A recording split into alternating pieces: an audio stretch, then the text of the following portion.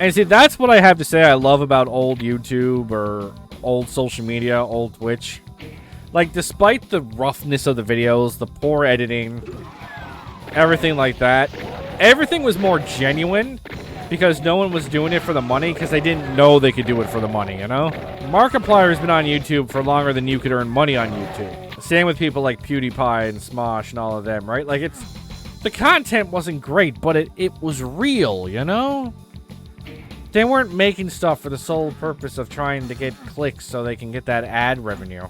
And even I, who's trying to, like, make content because it's fun and I enjoy doing it, and I doubt not, like, thinking about making money when I'm doing it. But even then, in the back of my head, I'm always still like, but wouldn't it be cool if I made a video that blew up, you know? Wouldn't it be cool if I got rated by some Twitch streamer with like 3,000 viewers who all followed me in that time, right?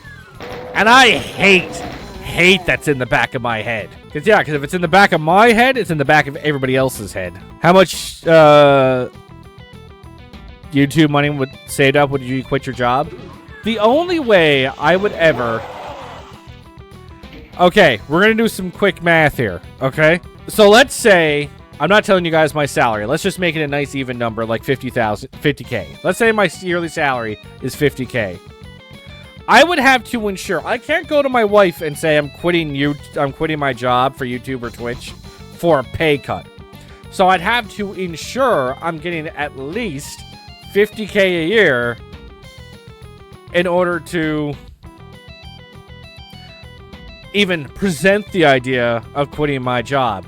I would have to get 1,000 subs. I'd have to have 1,000 subs to quit my job. Now, granted, I could probably have less subs if I could rely on things like donations and stuff like that. Ad revenue. But ad revenue and tips are not guaranteed. I would have to guarantee the same salary, which means I would need at least 1,000 subs if my salary was in fact 50K. And I don't see myself ever getting to the point with the content that I make and the time I have to devote to it.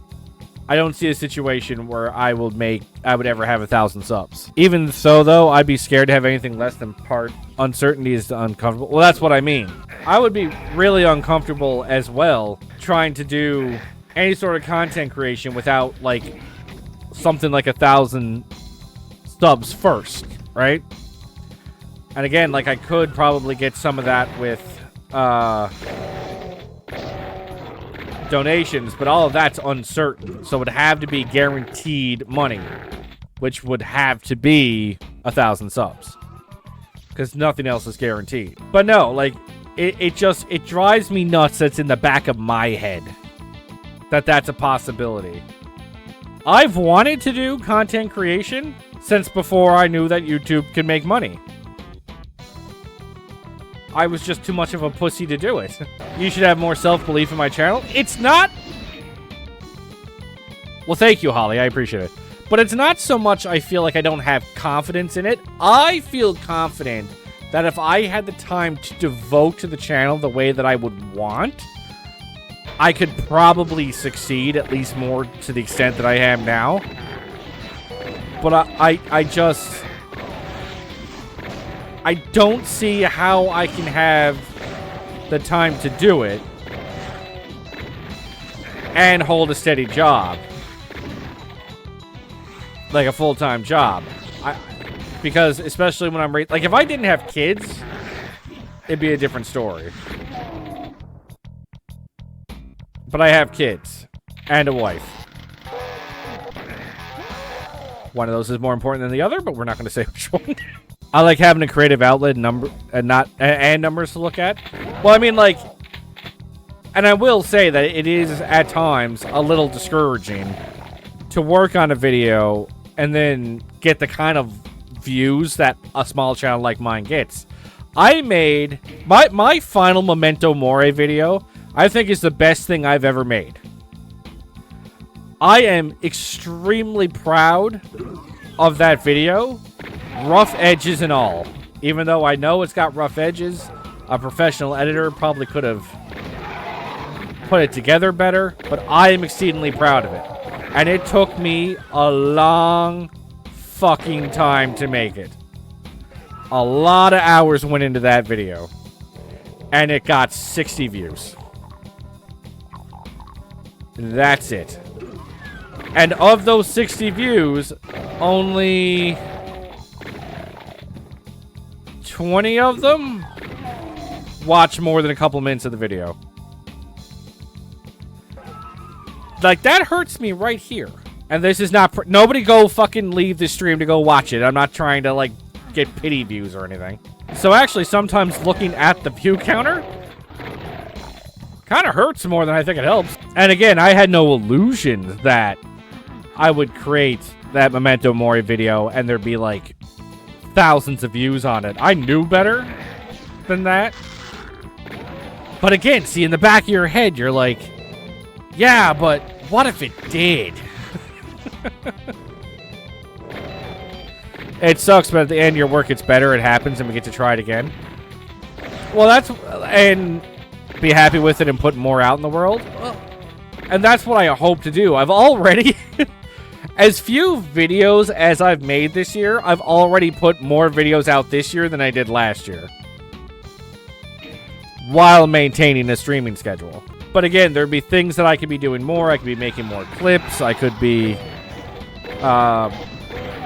utilizing TikTok a bit more, trying to make shorter form videos that don't require a lot of editing, which is what my most recent video was just me doing a little rant about World of Warcraft. But then, even then, like, I still run into the time issue, because making a short, a 1 minute short, still can take as long as an hour of my time to do. Because I still have to crop it, I have to probably add text to it, I still have to edit a little bit, because I have to trim it down to make sure it's a minute long. So it's not like a quick, like, oh, let me throw that out there. Because then there's other things like, if I zoom in, like if I were to do a short right now, I'd have to show the center of my screen, but then my face would be cut off. So I have to edit it to move my face to the top and put the footage underneath me. So it's literally not as simple as, let me just cut this little 1 minute segment out of my stream. So when people have this big argument about, is streaming a difficult job, it's always so fascinating to me to watch people argue back and forth about, is streaming an easy job? So like, you need to reposition your face on the stream? No, but like, in order... hang on, let me show you.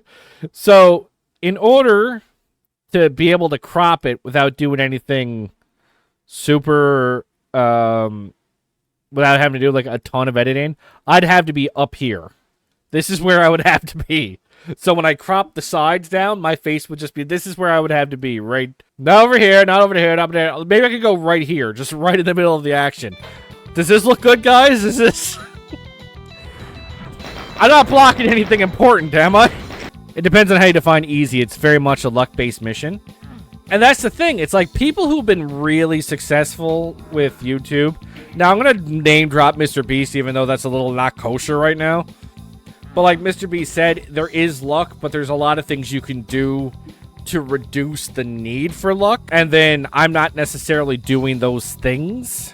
But again, see, like if I had no steady job and could spend 8 hours a day on it, maybe I could put in the time to make like really good content. It would certainly increase the things that I could make videos on. Because when I think about streaming, as much as I would love to stream maybe like a nice long story-based game, like it would take me like years to finish like Mass Effect on stream. If I played Mass Effect on stream, I'd be there for years with only streaming 4 hours of not Doom content a week. You need to quit your job and move on to your side hustle. Power move. Yeah. Okay. Hang on.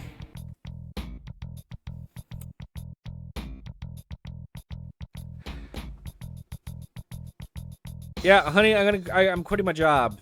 Jay has convinced me to only do YouTube. Yes, I will print the divorce papers. Okay. No, don't worry. I'll take care of it. All right, love you. Bye.